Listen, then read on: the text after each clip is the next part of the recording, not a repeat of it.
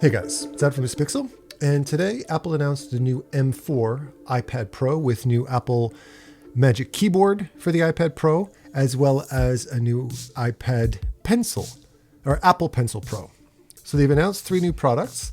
The new iPad Pro now sporting the M4 chip, so they skipped the M2. This one over here is the M2, the version just before today's announcement. And this is the original Apple Pencil over here. I have placed an order for the Apple Pencil Pro. And I wanted to share my thoughts and feelings on this new product launch from the perspective of an artist as a bit of a buying guide for you based off of my experience. And to get straight to it, what has my experience been with the latest generation M2 iPad Pro? It has been fantastic. But not for the reasons why a lot of people think. A lot of general users of the iPad Pro aren't necessarily artists. They just like the larger screen. They like the more powerful processor. They might do video editing with it, things like that. But I'm coming from the perspective of somebody who illustrates in Procreate, or my particular app of preference is Art Studio Pro. I generally tend to work on that. It's more for the type of artwork that I do. But it has been more power and more performance than you could ever need. I think I don't even think I push this iPad to 50% of its capacity at most, because drawing, illustrating, digital painting does not push a processor nearly as hard as doing 3D graphics and motion design and all that kind of stuff that requires a lot more juice. So as far as the power necessity, it's not really an issue. You can use an even older generation of iPad and it wouldn't be a big deal. Where I really personally endorsed the M2 iPad Pro and why I immediately opted for this and traded my older one in for this was the Apple Pencil Hover, which a lot of people thought, oh, this is such a stupid gimmicky thing. Not for artists. And I have a whole video right over here where I talk about the whole history of digital painting and portable digital painting and why this iPad is revolutionary. That Apple Pencil Hover is a very taken for granted feature for a lot of people. So I think that was the main reason. The other thing is, if you're an artist, size does matter. So I feel that 13 inches or 12.9 inches that this is really the minimum size an artist should be working on. Ideally, it would have been nice to get a larger version of this. And I had a lot of thinking with regards to where is Apple going moving forward when it comes to pen displays, when it comes to technology. And I'm going to reiterate and elaborate on a nice to have, a wish list thing, and a potential prediction moving forward for the iPad and for Apple in general with regards to digital painting. When I did my Apple Studio Display video, I praised it head over heels, in love with it. I have it right underneath my camera right here. It's my daily driver monitor for my Mac. Okay, and the reason being is the color, the single cable connectivity, the speaker quality, everything, all of the above was just absolutely stellar. And I absolutely loved it. And it's something that I find incredibly reliable when it comes to color correction and when it comes to video production, because I know that Apple displays are the best color calibration you can get on the market. And most people use iPhones and iPads. So I knew that I was going to get whatever I was painting was going to produce a consistent result with what my audience was viewing. Where if I'm on an older technology like my old Cintiq here, or on some less professional monitor, it's not going to have the same color fidelity, and I can't trust the final product image that I'm seeing on my screen. And one of my big wish list things was I would love for Apple's next step for the Apple Studio Display to be the Apple Studio Pen Display, like a Cintiq, a pen display. And I'm still counting the days for this to happen. This to me would be the biggest deal as an artist, because I love Apple screens, I love Apple technology, and it would give Cintiq a run. It would give Wacom a run for their money because they're a bit of a monopoly in this regard. You do have companies like Huion and XP Pen and ZenSlabs, but which I've reviewed all of them, and a lot of them are great. But Wacom is the industry leader, right? That said, I thought that there was a potential to make a hybrid between an Apple Studio Display and an iPad, which would essentially be an iPad that can connect to your Mac via some Apple proprietary magnetic MagSafe stand that would immediately make this an external pen display for a Mac, which would be amazing. Imagine you could go and draw and then you come home and you click it in and you can use it as a pen display for a Mac. Wouldn't that be fantastic? The only thing is the 12.9 inches might be a little bit on the small size for a daily driver. I would prefer to have something at least at a 24 inches. Or if I really had to stretch my luck, maybe a 16 to 18 inch, just for the sake of a smaller screen size. But I think anything below that for a daily driver would be a bit on the small size. But that would be pretty awesome, that I could connect it via MagSafe or even via cable to a Mac and use it as a pen display. For the meantime, if you do want to use an iPad as a pen display, my recommendation would be AstroPad. They have an amazing dongle app that you can use to immediately connect, and it's been extremely reliable for that kind of functionality. And it wouldn't be fair to AstroPad for me to make this prediction, but I think that Apple might go in that direction moving forward. I think that they're going to be eventually bridging the gap between a display and an iPad, because all of the pen technology is already here. They just need a way to connect it directly to a thing, not only as an external monitor, but as an actual pen display. Should you buy the M4 iPad? If you're strictly doing digital painting, no. In fact, I think that the M2 iPad, if it wasn't for Apple Pencil Hover, I would recommend you get an earlier version than the M2, because power has never been an issue for the iPad. I can do drawings on my son's, secondhand refurbished, 6-year-old iPad, and I don't see any brush lag. I got Procreate for him as well. He does animation, he does artwork on it all the time, and there's no performance hindrance whatsoever. So I don't think power is an issue. Apple Pencil Hover, in my opinion, is if you are a professional artist. If I would make an iPad Pro for artists' recommendation, if you really want to get the best of the best, I would say get this one. Get the M2 for the Apple Pencil Hover. But also because of the new Apple Pencil Pro that they just announced today. And like I said, I'm going to be doing a review of the Apple Pencil Pro in about a week when it ships. Okay, I've already placed my order for it, so it's coming in soon. The new Apple Pencil Pro, I was very surprised that it looks identical to the standard Apple Pencil that came with the iPad Pros, the ones that magnetically connect to an iPad. Okay, so it's exact same dimensions. I don't know how it's going to feel different in the hand, but what is new is that now it's got a rotate feature, and it's got a haptic squeeze, which I believe was a necessary and valuable upgrade to this, because the double tap feature is something that was chronically triggering.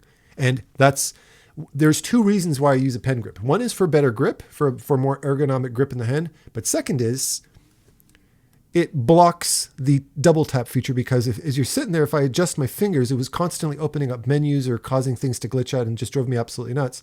So I'm much happier without this double tap feature. I found it more of a nuisance than anything else. Squeezing it is more of the deliberate action. So I'm drawing, I've got a grip and I squeeze a little harder, and the pen itself gives you a haptic feedback to let you know when you've actually clicked, albeit there's no actual physical buttons as far as I can see. You're just feeling the pen click as far as that goes, which makes it classic Apple branding as far as that goes. How do I feel about the new Apple Pencil? Well, I'm a little on the fence about it for a couple of reasons. Number one is I do like to use grips. Okay, I do like to use grips with my Apple Pencil, albeit I might forego a grip if I've got good action buttons. And one of the big differences, one of the things I didn't see, and I don't believe is going to exist on the Apple Pencil, albeit they could implement it in a different way, is more than one button. This is my Wacom pen for my Cintiq over here, and this has two buttons, and I use both. But the one I use primarily is this top button, which I usually set to Alt or Option, depending on your Mac and a PC, which for color picking. So for me, for color picking, having to use the modifier and move over to the I or to the Alt or the Option to color pick is a bit redundant. I prefer to keep my hand in a different way and just use this as color picking all the time instead.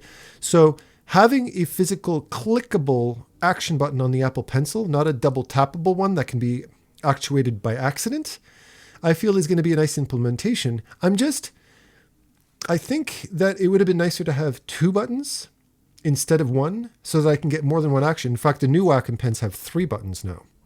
So you can get more actions on the pen. And that's a real time saver when it's an action that you do 16,000 times a day when you're color picking every day and you're blending. So it would have been nice to have 2. Now, the way Apple might address that with the Apple Pencil Pro is having single versus double click. There's that. So I could use single click for color picking. And then if I want to, I usually use my default button here as the right click. So I can open menus, open up my brush menu and things like that. I like using the right click for that.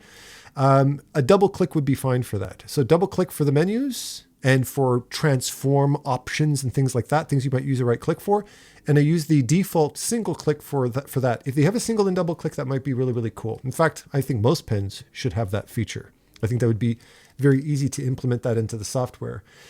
As far as the rotation, the pivot feature, if I was Proco and I could, then that might be really, really cool. And the reason why that might be really, really cool is because a standard, when I'm drawing with a stylus like this, I grip it in standard pen grip. So I usually draw with it in standard pen grip. But when I'm drawing with a pencil, if I want to go with something more of an illustration, I'm much more likely to hold my pencil like this, in which case I'm using the direction to get thick and thin lines as I'm drawing. So I never hold a pencil like this when I'm drawing. I always tend to hold it like this or like this or like this. I'm usually using more tailored pencil strokes. Watch Glenn Villepeu, watch Proco. The way they draw, they use the pen direction to draw like this to get different pencil thicknesses.